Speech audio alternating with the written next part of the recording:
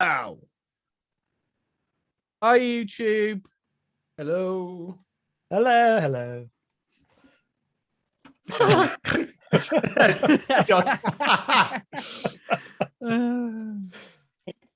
Right, okay, ready?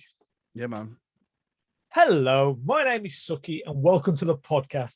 I am joined around the console by Bob, Craig, Oh, yeah, John. that works. Sorry. You confused me. God. You confused me. Why? How did I confuse I you? don't know. It's Sorry, not you joined around the console. You incorporated the name in the introduction rather than just saying Yeah, the name yeah. of the podcast. No, I was really impressed. Good idea. I was really impressed. Yeah, I just it threw me because Somebody else, I think one of you did it before that. That's why I did it again. I don't know. Sucky, I'm really sorry. I'm tired. You really ought to try to be original in your thinking and your stuff you do, Suki. No, well, I tried to You just don't follow need other to people. steal everything. Yeah, Except for Star Trek, which you'll have yeah, to I was going to steal. say, yeah, we'll have to do. Right, so shall I just start again? Take two. Take two. This is just for the YouTubers. Hello, my name is Suki, and welcome to the podcast. I am joined around the console by Bob, Craig, John, and Cliff. You Cliff. fucker. God. Oh, yes. I just yes. Don't Cheers, worry. Mark. I knew what it was. I knew it was. And we are going to be talking about Once Upon a Time, the third chapter of Doctor Who Flux. Now I'm going to jump straight in and give you my opinion on this. I did enjoy this episode. I really did. I understand there's a lot of confusion going on because I've listened to so many podcasts and I've listened to a bit of feedback that's been going around. And if you just watch it the once, it is confusing. But once you got into it, you knew exactly what was going on. And after I think about 5-10 minutes, I realised what was happening. The Doctor had just jumped into the time streams of her companions. And then you got that, she's jumped into her own time stream, or one that she doesn't even remember. And I got the gist of all that. The added bit in the whole episode was called Bell's story. And that was the only bit where there was no jumping around with the time stream. But other than that, but because I really did enjoy this episode, it was lovely seeing Daleks, it was lovely seeing Cybermen, even though there were sort of cannon fodder. But I just thought it was a great episode and it just filled out the backstories on some of our characters, which is what you really needed. Now, I'm going to open it up to everybody around the console. Just going around telling me what you thought. Who's And that's the end of the podcast. Goodbye. I agree with Suki.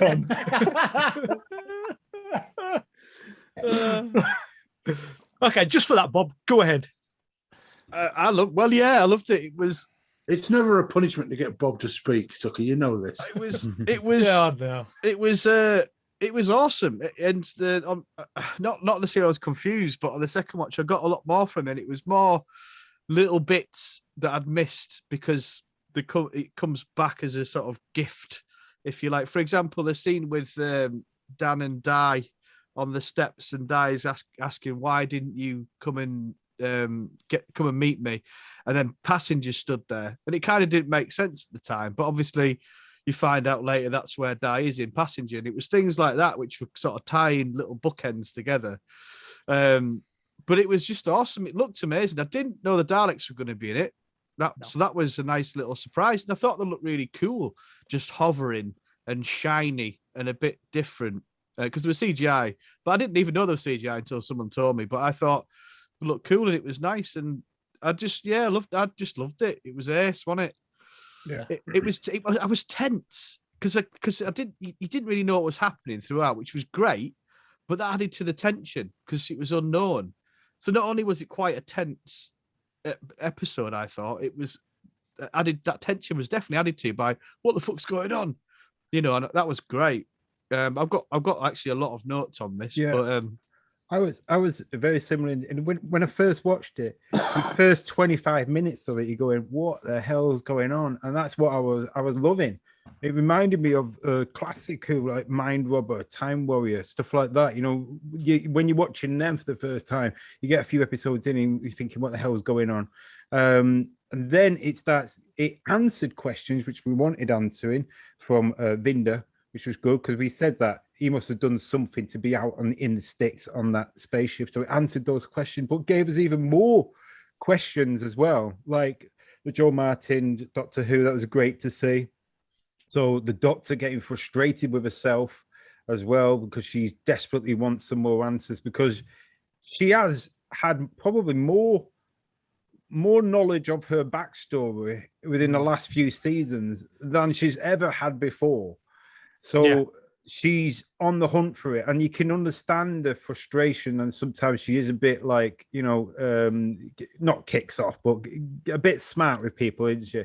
Because she's getting frustrated and she sees the bigger picture, but she also might. It's all new, isn't it? That's the thing. It's only just recent that she's discovered she's got this whole massive, and we have as well, huge history. Yeah. And to get I didn't think I picked up on the importance of it the first time I watched it, but I definitely did in the second time. Yeah, same and Geordie Whittaker in this, I've got to say, she acts Joe Martin brilliantly. You know, Dr. Ruth. You can tell when she's being Dr. Ruth, and you can tell when she's being her own doctor. But also just the way you touched it there, how sharp she is with Yaz and Dan at the end. You know, like, stop asking questions. And that's a slightly new dynamic to Geordie's Doctor as well. Geordie was absolutely phenomenal in this. She was, but I just didn't like that aspect of her character. I mean, she's travelled now with Yaz for a while, and so to be that sharp and back towards her when she's, they've been travelling for a while. They should know each other inside out. But then she suddenly says, "Just get back inside the TARDIS. Don't keep asking questions." That's the child-parent dynamic between the two, though, because the Doctor's the one in charge and the kids are asking questions perpetually. Shut up and get in the fucking TARDIS. Yeah. And also, she's done that before, hasn't she? She did it at the finale of last time. She was very much, when the Master was hinting about what was going on, she locked them all out. But she was more, but you've seen this kind of this moving away from the farm to her being kind of like, I'm taking a bit of charge on this now because this is too serious. You don't quite know. As you said, you don't know what you're dealing with here. She's under pressure. She's under pressure, a lot of pressure.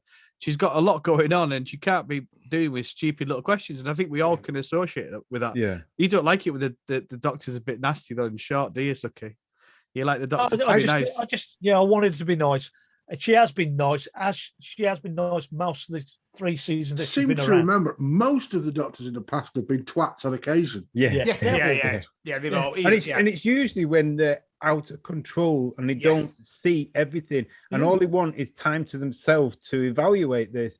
So it is sad to say, but the Doctor's thousands of years old, and we are minuscule ants to him or her, whoever's playing it. So he will at times just go like, 1 minute, if I explain everything, your mind's going to fucking explode. So I need time to explain it. I need time to understand it myself. And at this point, like Bob was saying, she's had more answers in the last 2 seasons of her old life, of which she really needs to venture into. More questions than answers. Off. Yeah. More questions. I think it was a great example at the beginning. So after, I think the credits, it goes to the cliffhanger from last week, and it's when you hear the Doctor's thoughts about a situation. I go into a situation, I have no time, and it's boo, boo, boo, and then bang, she's put them all into this time storm. And I thought that was a brilliant little insight to how the Doctor thinks and how quickly I think, and the decisions they have to make, that they are so serious. Yeah.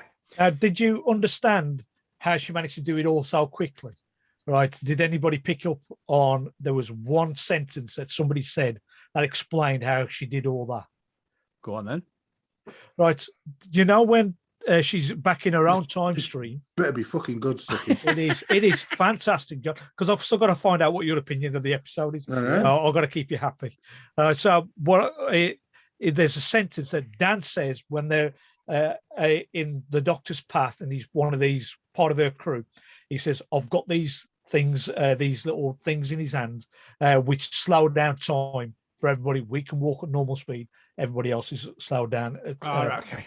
Right. So that little sequence right at the beginning, she must have had one of them devices on her or a similar thing because her pockets are fathomless, aren't they? Yeah, They've got loads of stuff in there. She pulled out a catapult last week. Right. So this week, she might have just pulled out one of these devices. Time freeze. Time freeze, time for slow down, whatever it was, and chucked it out. All right. That way, she could then move at whatever speed she wanted. Everything else around her was going at slow speed. We've got to the point. That's okay. We've got to the point of this where Suki's finding excuses for stuff that we haven't questioned yet. Yeah, brilliant. Yeah. Well, I mean, he didn't need to say I just assumed it was Yeah. quick thinking. That's what I put it down to, as a really kind of quick movement. But yeah, there is that. I remember when you've said it's like, oh yeah, and that is an explanation. Not that it was needed in such micro detail, but it was there. Who told you that's okay? You didn't come up with that on Me. your own. Me. Oh, did you? All right. Yes. Me. What, John? What I picked did it you up- think? John, what did you think of it? By the Oh, way, nice to be asked. I was going to get to it. I was going to get to it. It's the Suki show. It's yet again, I am thankful that the creator of this and the writer of this has not thought that you need to dumb it down for people, because you don't. You don't. You're happy to leave people with questions rather than feeling this childish urge to have everything wrapped up with a bow every episode. And they do it brilliantly.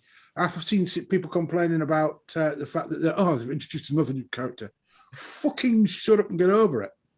Belle's introduction is going to be key. Yes. Belle and Vinda, yeah. the question of what they are, and who they represent, and who the baby is. Yeah. Big reveal on the way, I feel. I do too. There's got to be. Vinda gotta knows be, about hasn't TARDISes. It's all. Yeah. Yeah, and then It's then we've got more questions just dropping on, and the whole having a whole sequence that was just basically people in their own time streams, essentially dreams. People having dreams, and each of them is dreaming of their own kind of ideal situation that they'd like. Dan goes back and he has a date. The Doctor is like being a hero and rescuing people and that all that stuff. Yaz is doing her police officer with the Doctor as a sort of partner, which I'm sure she'd ideally like. And Vinda was getting accommodation. So everybody was dreaming of stuff that they liked dreaming, and then it all sort of twisted a little bit. But the dream, I keep saying dream, but it's not really a dream thing. Not, it's it's memories. thing. It's memories, aren't they? But memories are just Twisted. Yeah. They weren't consciously thinking of those things. They were experiencing, so they're dreams in my head. At the same time, do you think they were conscious? They weren't. I don't think they were consciously taken unconsciously taken to these spots. I think the Maori have moved them to these spots. I think the Maori. Maori. Well, the New Zealand faction of the Maori right, took them to this section, to these bits of their memory to be able to make them relive these sort of things. Right. I don't think it's the Doctor was taken to the siege of Atropos unconsciously because she needed to be able to be shown how she defeated the Ravagers the first time round to be able to do it again. Right. With that bit, actually, with the Dr. Ruth, and Dan is Carbonista. Yeah. But who is I really am intrigued. We don't find out, do we? No. We don't see a reflection. That's the thing. There's no giveaway. Who Vinda and Yaz are. Yeah. Suki's got an idea, apparently. Yeah. Do you remember the Joe Martin Doctor had a companion with her who got killed? The dude, yeah. Right. So that's Lee. Right. I think that Vinda's supposed to be Lee. And then the woman that was also chasing the Joe Martin Doctor, Gat, the team. Right. Part of the team. So that's Gat. Because that's when we first come across the division, isn't it? They're all division, yeah. So that whole thing is great. I think. Yeah. That's what it was really nice to get all those characters to play slightly different versions. Yeah. Like Dan was an evil Dan kind of thing coming out. And it's gone. Go on, Chris. I think given as well when this was filmed, there was obviously a lot of constraints regarding COVID and stuff. So I think it was actually a really clever use of the cast to double them up again into different parts to give different characters coming in, because he couldn't keep bringing everyone in and keeping within the bubbles and things. So that was when it was being filmed. So I thought it was quite, because he did it in lockdown. There was in the time stream bit. There was one moment where somebody asked, "What year is this?" And I got fucking Twin Peaks vibes.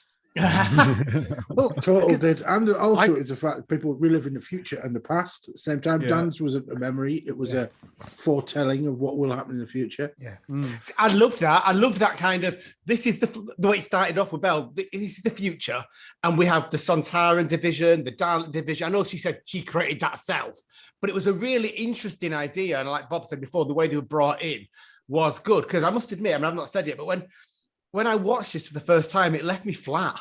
It really left me. I wasn't unimpressed, but it. I think because the first two episodes were so epic, and this was so different to what I expected. I was in my head. I was kind of full on cyber battle and everything. I know that here and there I'd picked up vibes of what the story was like, and I'm really not a big going into alternative time streams type of sci-fi boy. So it kind of left me when it finished. I kind of thought, okay, it was all right. It was okay. And I left it at that. It just left me a bit cold. I watched it quite late on Monday night and I went to bed.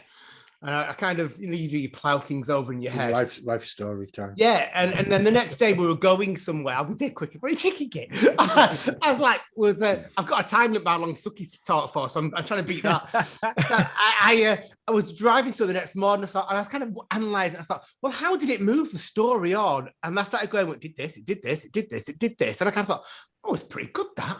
And then I watched it this afternoon, especially for this, and I got the exact same vibe that you are talking about. It was like, this is actually, I was never confused by it. I got it, but I just kind of didn't get it in the same way. I didn't see any, stupidly, I didn't get that the Doctor and Ruth were the same character as such. I never saw that. I didn't the first time round.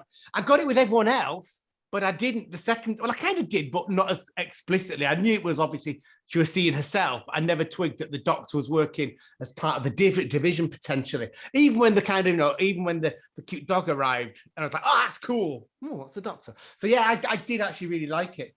Just thought I'd add that in. There's still a bunch of questions though, isn't there? I mean, Yeah. who is the Grand Serpent, and what's he going to be going forward? Because I'm sure he's in his first incarnation of whatever he is at this point. He's and he great. will grow on to be something else. He was great. It's Dot, isn't it? On Line of Duty that played Craig him. Parkinson. He was brilliant because he was just so sinister and horrible and awesome. And his snakeskin boots and the golden serpent, it were like proper. It's like gangster. Really cool. got that vibe from it. But also, I think who that is he? I wondered if it was the Who is he? Master. Yeah. Because I remember think- the Eighth Doctor film, Yeah. he goes into that snake when he kind of loses human form. He turns into the snake. It's just an idea. I don't know. I've got another theory on it. Every week I've got a different theory. Right. What we've seen of Vinder, I think, is the complete past of the Doctor with the Master and the Doctor's not born yet. And Vinder has been pushed through time to this point to be with the Doctor. But really, his wife's pregnant, isn't she? Yeah. With the timeless child. Oh yeah, definitely the timeless child in there. I've heard that. Definitely. I've heard that theory. I'm not sure Chris Chibnall, because it looks like it's quite an obvious thing. The unborn child being the timeless child. Yeah. Right. So I think Chris Chibnall. I suspect it might be a bait and switch. I think what we might be finding out is that baby is someone like Tech2In or something like that, or something else that's connected. I mean, we got questions of who is that Orsock, the lady at the end. White Guardian. Yes. I'm going to put it on the White Guardian. That's As soon as I saw her, and because I knew that only you had watched it, Cliff, that would know what I was on about. And as soon as I saw it, it was like White Guardian. The Rani. And there's a Rani out there, but I'm going White Guardian. White Guardian. I don't even know who the White Guardian is. Stop saying White Guardian. It sounds like White Power. White Guardian. Tell me Guardian. what is the White Guardian? So the Black and White Guardian are basically the keepers of the universe, or they'll keep the universe in balance. And they were introduced to the key to time, and they came back for a small trilogy. But so it's the balance of the universe, or time, and that's the thing as well. You've got time and space. In battle at loggerheads with each other, and the Flux is the space, and they managed to disrupt a little bit of time. Swarm and Azor did, and that's what this battle is against. And I can't wait to see what comes after this. And I think it's going to be a lot to do with the Angels because it's time, And the angels have been trying to creep through. And I'm not a fan of the angels, I'll be honest. No, I'm like you. They're definitely on our side this time. But yeah, this is I'm feeling that they're here to help. But they're still spooky as fuck, man. Yeah. When they're coming out of computer games and just popping up and that, it was good. You see, they keep harking back to the dark time as well, don't they? Which actually does fit with the Guardians quite nicely because it's giving this whole before.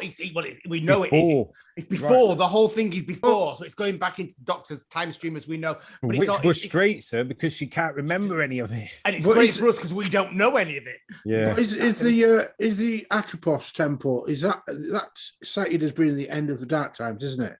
So that's when they put time into motion into proper order. Because that's got to stay stable, doesn't it? That's what they're saying. Then we get the rest, and that and all that sort of stuff. Mentioning the dark times, you get the Katura vibe and thinking, how are they fucking linking into this? And Time Victorious is definitely in here somewhere. This is the vibe I was getting, but also this is the only time, and correct me if I'm wrong, that we've seen any part of the dark, like seeing the Doctor in the dark times. I agree. Definitely. Out of all, we've been to the dark zone, which was deserted. Well, we've heard of it. We've heard of the dark times, but never seen it or been there. That excited me a lot.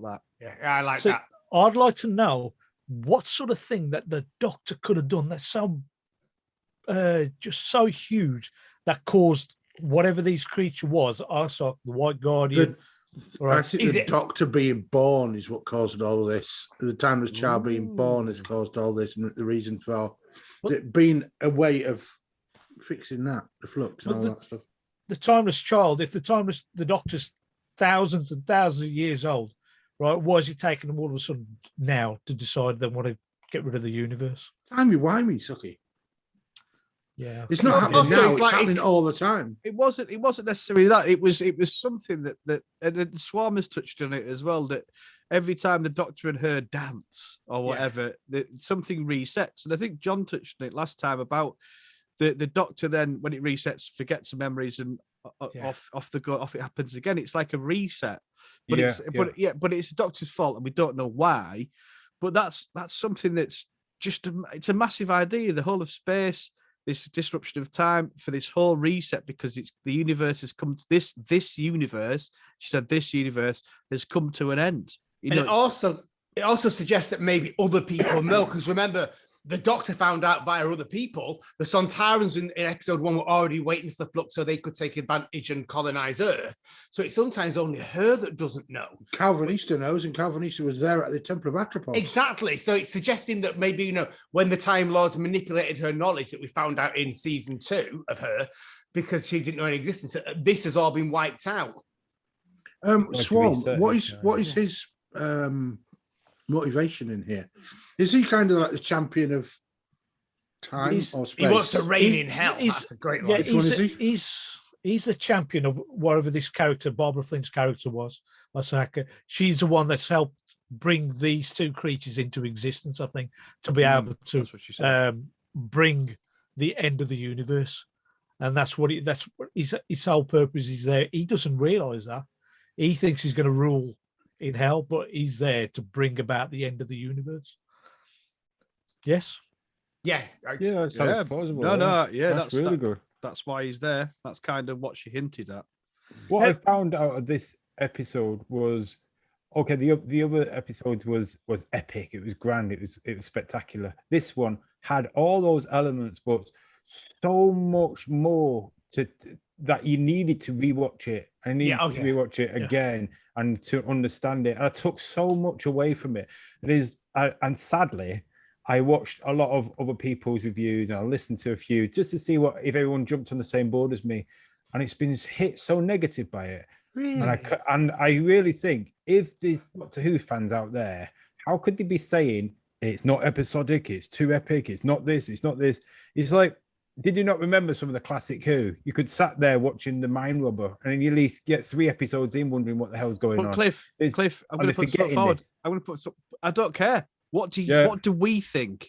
Yeah, it doesn't matter what other people think. It's what you think. Do you know what I mean? What I think is it's a real big shame that Chibnall's going, and I hope it Yeah. doesn't go down the hill to be basic, comedic, over camp, and simplified with RTD. I'm not saying he will do that. It will be still worth watching, but I think we got into the Chibnall stride now. This is how he's good at writing, and the writing's excellent. And I like the fact that we had answers because it doesn't keep things going too much, but more questions, and you can see that the ending of which we're getting close now. We're halfway there.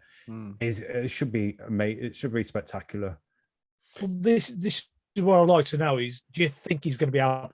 Do you think he's going to be able to land the ending properly? It's not just going to fizzle out. And it doesn't matter what we think at this point. We're going to find out one way or the other, and to start to speculate as to whether it'll be good or not is meaningless at this point. Yeah, because there are so many Doctor Who episodes, that's fair, classic and even under Moffat particularly, or any of them, that have ended with some kind of scientific gobbledygook that you never quite really understand. Especially Moffat. Yeah, he never got it. So I can't see why not. I thought the way they ended last year was brilliant. I mean, season 1 of him didn't really have, it was just a story, wasn't it? And that was fine. But the last time with the whole kind of, the Ascension of the Cybermen and the introduction of, the Master coming back and Gallifrey again, I thought he did that really nicely, wrapped it up. And he's answering his own threads as he goes along, isn't he? So some of them, like the Sontarans, have been dealt with, they've explained and moved on. So I do think he's going to cover the threads. And it might be very subtle, like you said before, Bob, because I got when they're on the steps of the Liverpool Cathedral and at the bottom was passenger. Little things like that are explained. And I think it might just be like Tucky picked up before, about how they did it so slow. I think he's been very clever in answering a lot of these little what's happening here questions. Well, you need to be able to, over a 6-episode season-long arc, you need to be able to put these sort of episodes where they just bring in the characters, the background stories for these characters to be able to, just big up the story basically. And this is where this episode comes in, which is fantastic. I've got a couple of negatives. Can I just do one more positive then, John, before you go negative? Let's just keep the positive vibe. Go on then. Well, one of the things that I found under Moffat and at times under Chibnall was that they do sometimes really heavy, like the Timeless Child episode itself or the Timeless Children. They're telling the narrative and it's very dry. It's lots of exposition, lots of standing around. Whereas this, it was a very big unloading of the story, all the time frames, Lindback Vander, all that type of stuff. But it was done really quick, very pacey, with lots of action and dialogue and interplay going on, which I thought was a real strength to it, actually. Yeah. It wasn't boring or static in any way. No, fast. Enjoyed it. Go on, John. On that note, I do feel as though a little bit. I mean, the pacing was good. It kept you going all the way through, but it did also feel like they tried a little bit hard. And I think they maybe in the compression of 10 episodes to 6, this is one of the episodes that had a little bit extra thrown on it in order to try and get it fit everything in that Chibnall had created. Yeah. So whereas the first and second one were relatively easy to absorb in that way, but the third one there was loads, and unless you're on point and you're willing to watch it more than once, you're not gonna leave with a great deal of fulfillment from the episode. That's not how I was first time. Not a problem with that, but it's like the people that are commenting and saying are doing it because generally it's a one watch. And your immediate reaction is like as Craig's. Yeah, mine was that. It was fair enough. And it's fair enough. And my kids, to be honest, the same thing as well as Craig. Go on, John. Yeah, so I mean, you're going to get it's work. You have to work at some things to get the most out of them. Yeah, and we're being asked to work at them, and I'm happy to do that. I love that. That's in all the films what we've reviewed with Bob and John. It's those things what you need to work at, which makes it more rewarding as a person to understand and talk about. Yeah. The other negative I have is I'm not sure why the Cyberman on his back was telling her that all of everything. Exposition done. Just a tiny little flaw. I'm not even bothered about it. The whole Bell arc was great. I loved it. Did you get I got Rey from Star Wars vibes. Yes. Bell. Yeah, I did too. And that was from the get-go. I got vibes of Rey from Bell. I didn't. I got vibes of her for something else, but yeah, similar thing. Yeah. Now, at the end of last week's episode, I did say to you guys to watch out for a certain actress, and that was the actress Thaddeus Graham, right? Because I'd seen her in The Irregulars on Netflix, and she was like the best thing in the. Did you say this? That's her. I knew her from somewhere. It's The Irregulars, right? Yeah. I got you. Thank you, Stucky.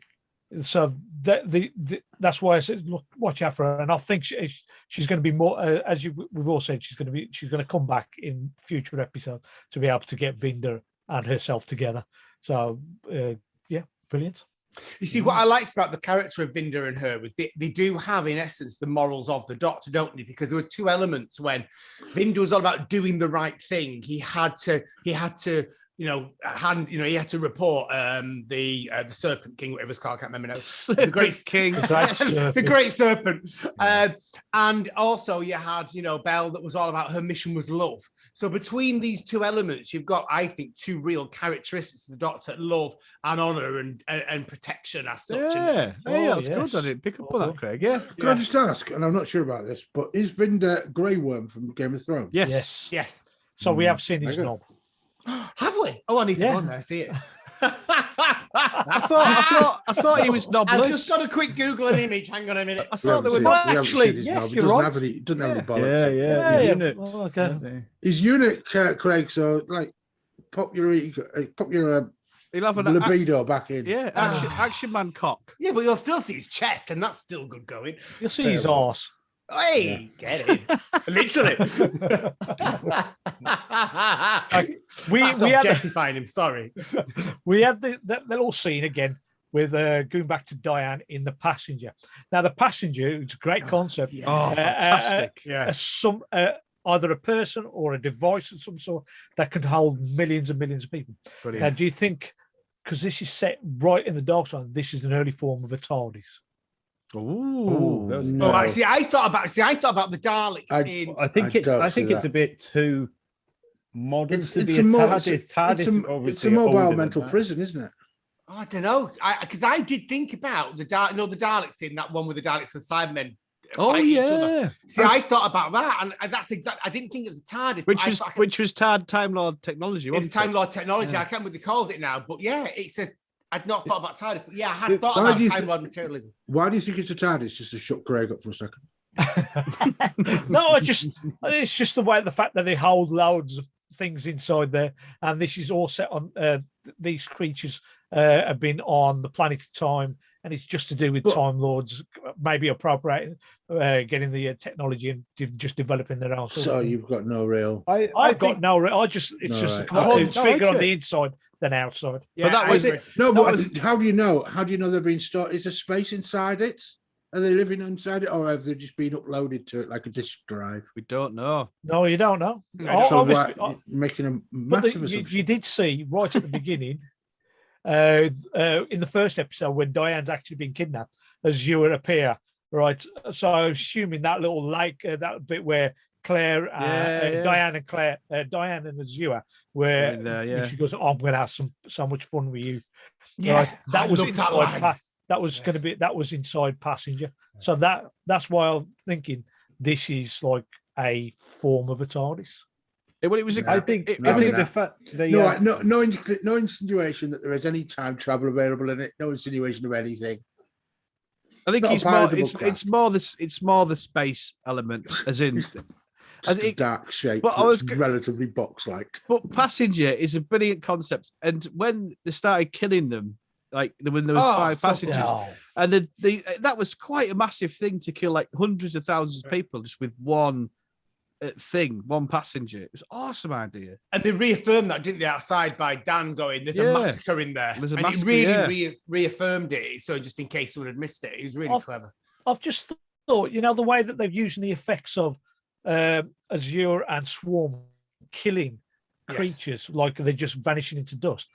Isn't that sort of similar to what the Flux is doing? The Fluxes seem to be just going, when you see destroying planets at the beginning. I think they're involved with the Flux. I think they're on the side of the Flux.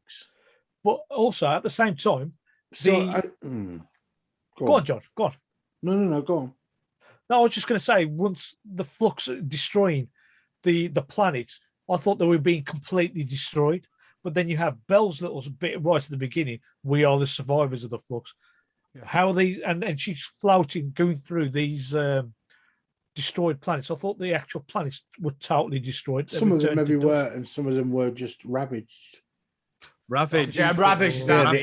aftermath of it going over to Ravages. Yeah, because they do get some of them in the first series out that literally destroyed when Vender's in there looking out. He sees them go, doesn't he? Yeah. The Yaz is being pursued by a weeping angel. Yeah. Right. Every single time she's in her past or in wherever she's been, there seems to be a weeping angel after her. I think it's not stuck in the tear duct, isn't it? I think she has it stuck within her. There's something That's only in this connected story, within though, isn't her. it? no. Only well, it seemed to be in Yeah. this episode. It just seemed to be a weeping angel is pursuing Yaz.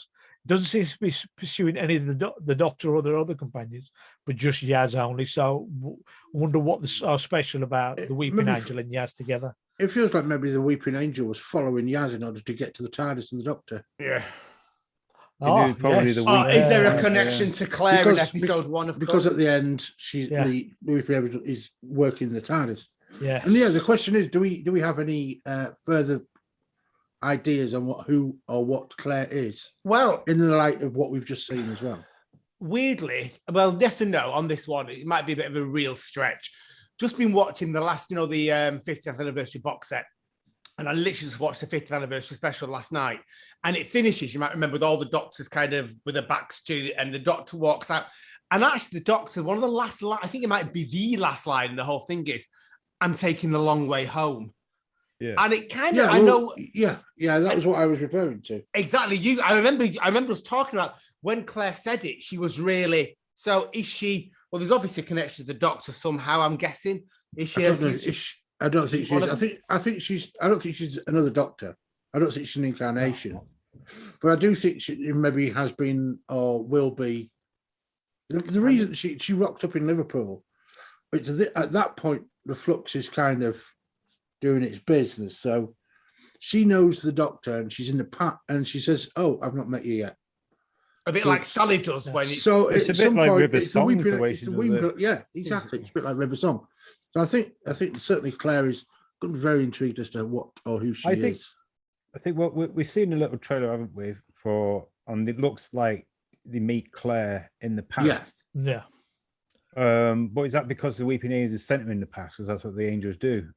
And Yeah, they but sent why him have they sent her in the past, and why? What is her connection to the Doctor? Is the Yeah. question. and have Yeah. have the Weeping Angels got hold of the TARDIS to take them back to meet Claire because they have to. for Yes, some I reason. believe it makes sense. Bearing in mind that Yeah. the next episode is going to be the Weeping Angel one, Yeah. and it's going to have Claire in it. So they're closing This in will on tell that the episode. now. past story, and maybe it catches it up at the end of where we are. And we now. get a little bit of the 1820 Liverpool guy Williamson. Yeah, that's Yeah, just I was been gonna left say, completely. who knew how hanging to there, use isn't it? knew how to use one of the guns. Well, Keeps shooting popping is up. difficult. Keeps Yeah. popping up, doesn't he? I Yeah, like but that. do you know what the story about it is? About these tunnels under Liverpool? No, Yeah, well, yeah, I'll let not you say that. really. Well, no, you do No. it, Greg, because I briefly watched like 2 seconds Oh, of I don't- Wikipedia, so I don't. I don't know. I don't remember much, but I have been in them. You can actually go in them. They're just Yeah. in Liverpool.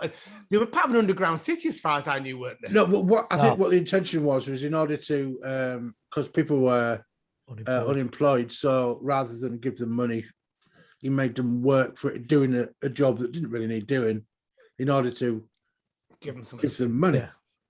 So he was philanthropist a little bit. He was an eccentric guy, this Williamson guy, apparently, and Yeah, right. so this network of tunnels is definitely going to have some. It's a cool little thing because it's like there's a museum for the thing now, and they never use it. So there's a bit of interest in these Liverpool tunnels and what he was doing under Edge Lane. Yeah. So yeah, Edge Hill. Edge Hill is Edge Hill. You can go walk. Like I said, you can go and walk around them all. There's little like an Yeah. hour's tour. That's cool, man. That's cool. I like that. Good how they've linked a lot. Yeah. Of history. It's And good. they used it because Liverpool's been very well used in this. Yeah, Sparta, Yeah. so far. So the Maury have now been put back on the pedestals. Who are they? What? Are Yeah, they? so the Yeah. kind of the three standing there above the Yeah. Doctor, I found that really. I couldn't quite work out the power position of them, the interplay as such. It made them look obviously godly in some way. think that's what they were supposed to be like. They're supposed to be like godlike creatures, and certainly in the time stream, yeah, in the time stream.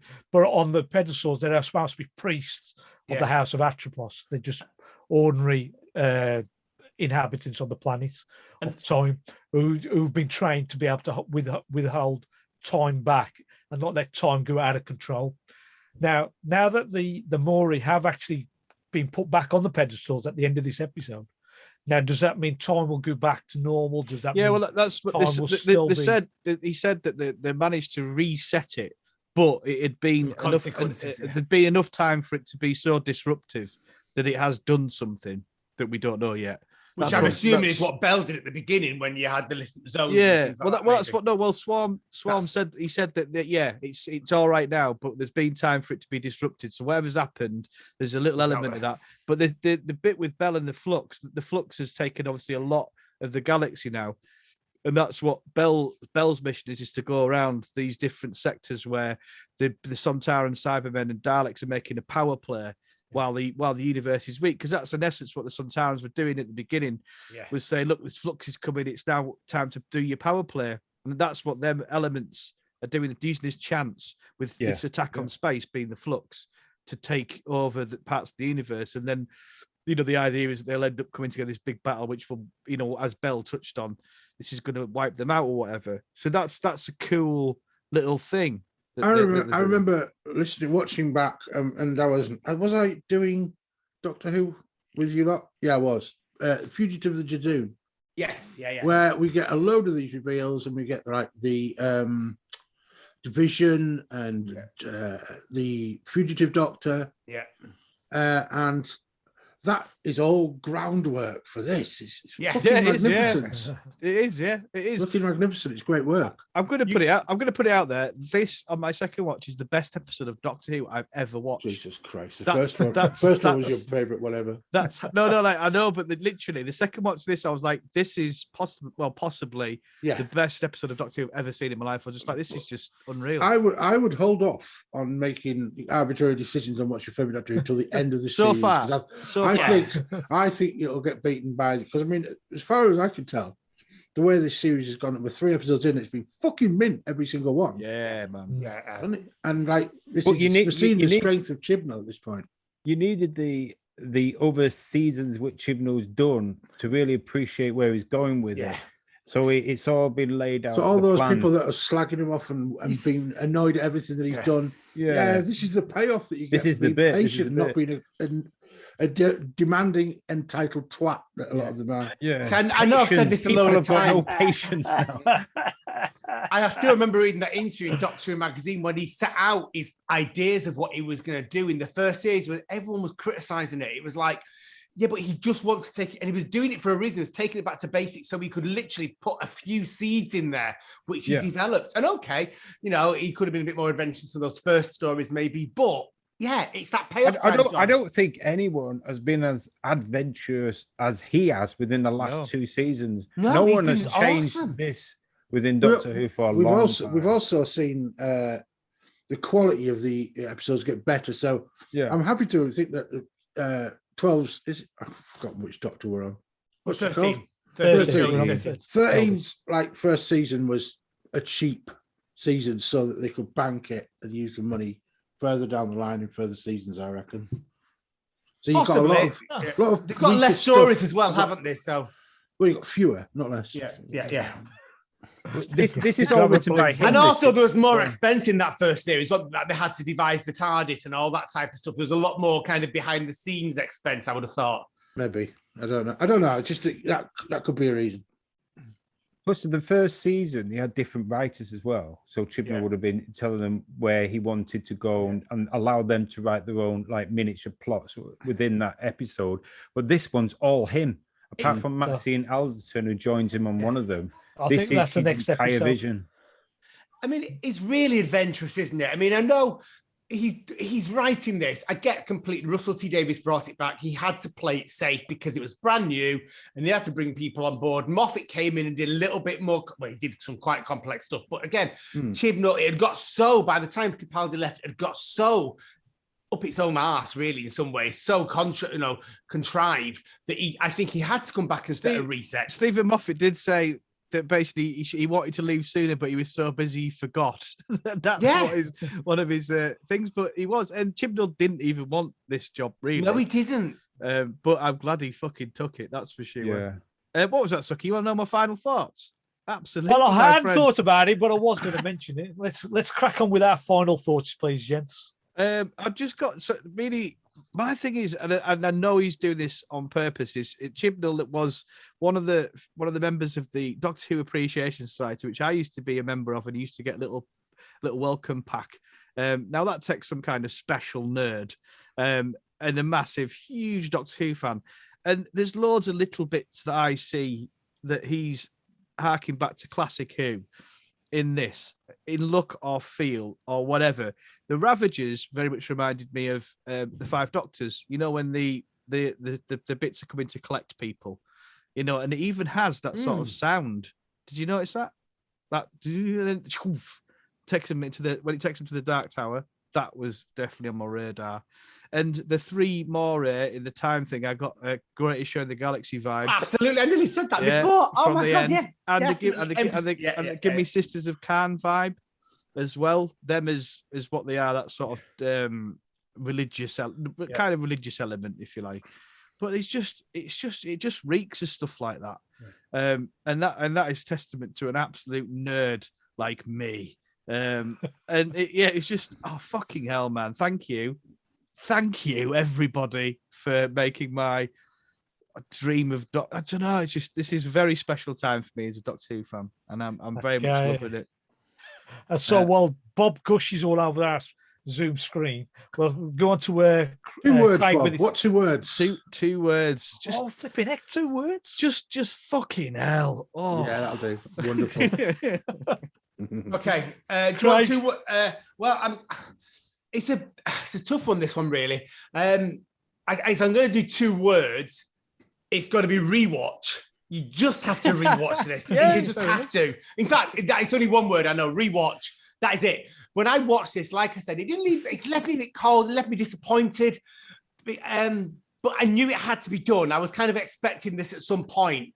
It reads really good. I love the fact that there's so many resolutions in this, or so much. The questions up until now, like we came before. You know, we know about Vindo. We know about elements of the Timeless Child coming through. It was very much. You just have to watch it for a second time. That is all I've got to say on this. It left me very excited. I watched it today. It was like, why the hell did I not see this?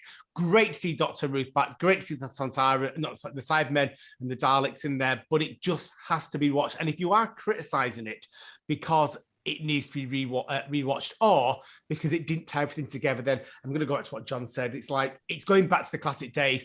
This is modern television. You don't want it sealed. It's a 6-part story. You are midway through. You don't read a book and expect the answers in the halfway point. Fix your hearts and die if you don't like it. Okay, Cliff. There's a thing what John always says when we're reviewing David Lynch films. And is it shut the fuck up, Cliff? No, it's not that, is it? No. Well, he does say that. Well, most of the time, is it Cobra Kai? No. Most of the time, he corrects everything I say. Not everything. I let a lot fucking go. I tell you. Yeah, it does actually. Cheers, Dad. But he says David Lynch films is not like a takeaway stuff. It's a full meal. I think this is the first time in a long time Doctor Who it's a full meal. You sat down to enjoy it. If you sat down, like has been commented before, to just watch it once and just walk away and then make an opinion, then that's up to you.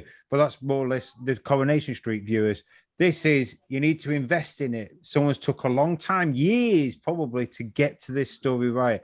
And we're at the point now where we're really investing into this guy, Chibnall, to write us a perfect Doctor Who.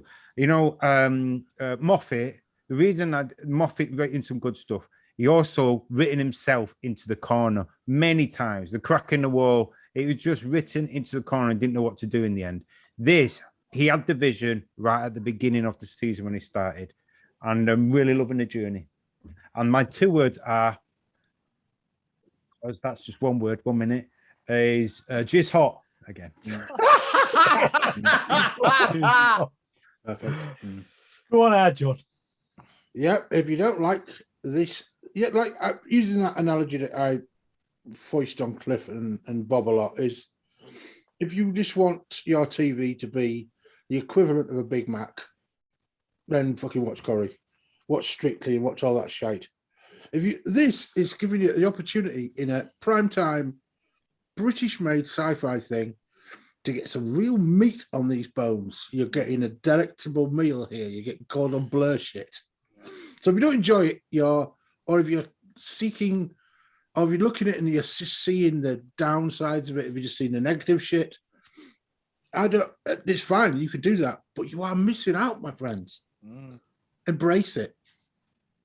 That's my two words, by the way. Embrace it. Embrace it. I would have thought that was one. We've got fucking hell. We've got fucking hell. Rewatch, jizz hot, and embrace it. Brilliant. Okay. My two words is going to be just thank you.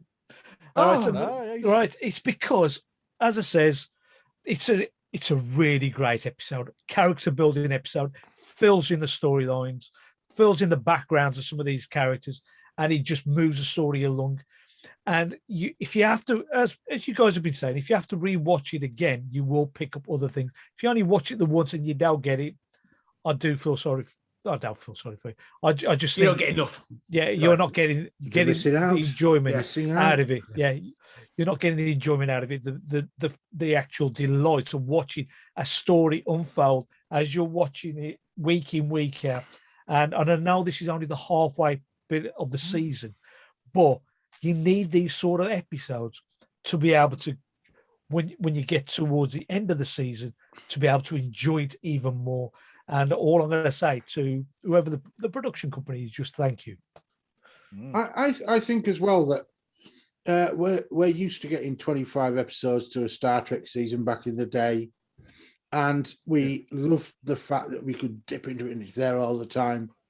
But they're mostly not that impactful an episode. What you're getting now is pure, unfiltered. It's everything. It's concentrated vision of this one man. And he's doing an incredible job.